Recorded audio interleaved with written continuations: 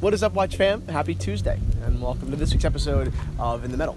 I'm Christian from Theo and Harris, and today I'm going to share some details on 3 of this week's 7 new additions into the Theo and Harris watch shop. So let's start here with a Tudor Prince oyster date. But it's not just any oyster date, of course. It's an oversized model.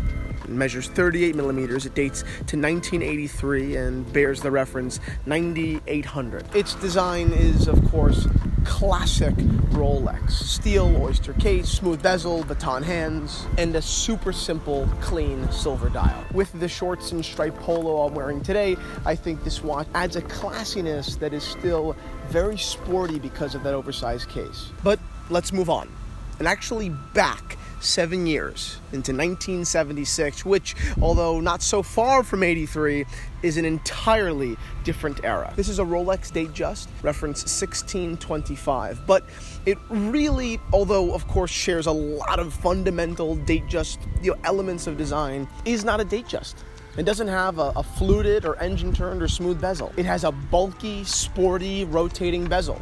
It is, of course, in yellow gold, which adds the overall formality, but this watch is not a true Datejust. It's called the Thunderbird, and it was introduced in 1955 in homage to the United States Air Force Special Acrobatic Division, you guessed it, the Thunderbirds. So yes, its added instrument, this rotating bezel, didn't just add a sportiness to a classic Datejust, but it added a functionality. Personally, I love the Thunderbird.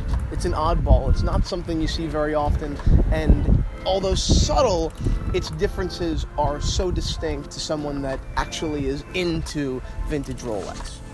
Okay, I have one more for you guys, and this one is unlike the Tudor and the Thunderbird. It is totally dressy. There is nothing that is sporty about this 1971 Omega Deville. From its super slick, square gold tone case and matching gold dial to its manually wound movement, and of course, its entire omission of the second hand, which leaves a very clean aesthetic, this vintage Deville is the epitome of a 20th century dress watch.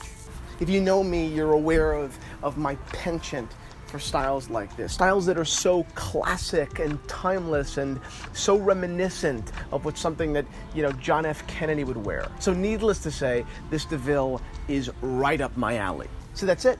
A little sneak peek into 3 of the 6 vintage watches that we just listed in the watch shop at theoandharris.com.